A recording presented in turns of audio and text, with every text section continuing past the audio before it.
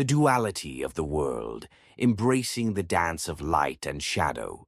Have you ever looked at the world and wondered, why is there beauty and cruelty?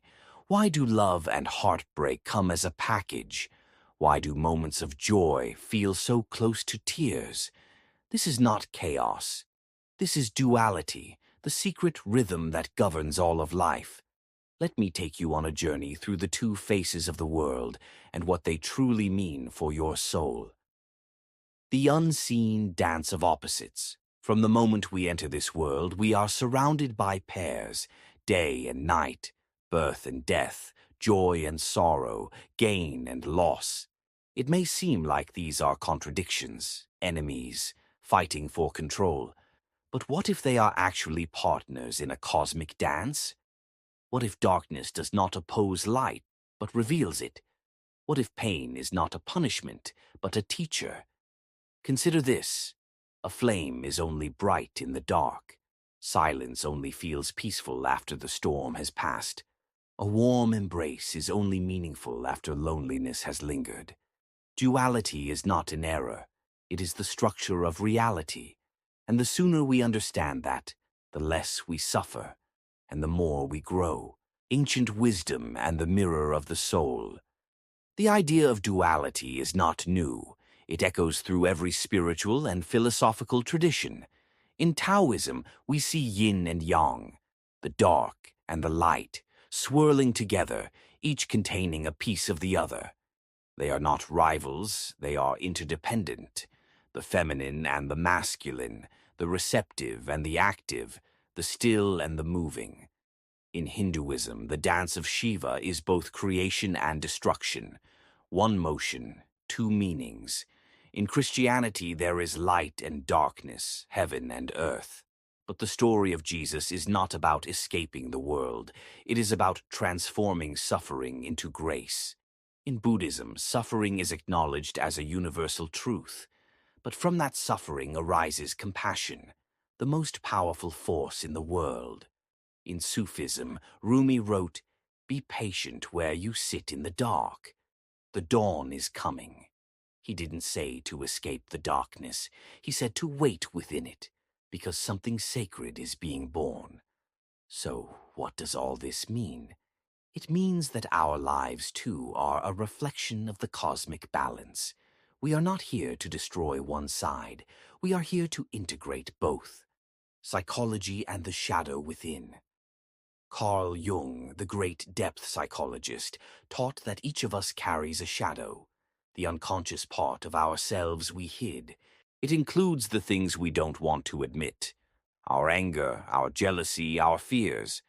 But it also includes our power, our creativity, and our unexpressed beauty. Jung said, "One does not become enlightened by imagining figures of light, but by making the darkness conscious." What does that mean?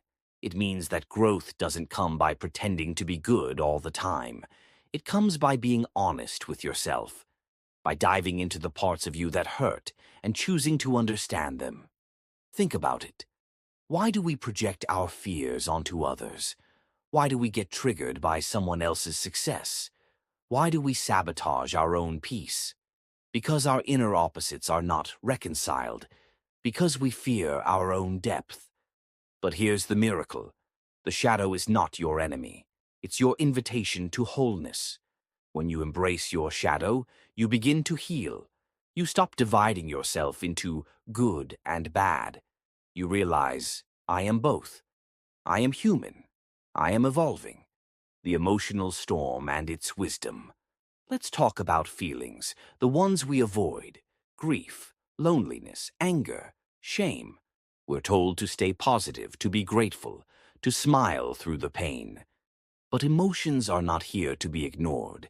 They are messages from the soul. Pain tells you where something is out of alignment. Anger tells you where your boundaries are being crossed. Sadness tells you what your heart is still holding on to. To reject these emotions is to reject your humanity. Now here's the paradox. If you run from sorrow, you also run from joy. If you numb your pain, you numb your bliss. You cannot selectively shut down your heart. To feel deeply is to live fully. To embrace both your tears and your laughter is to be truly awake. This is the heart of duality. Your emotions are not enemies. They are the sacred language of life, duality in relationships.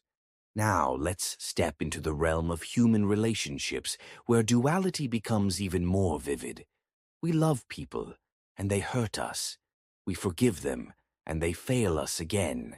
We feel connection, and then experience betrayal. Why is love so painful sometimes?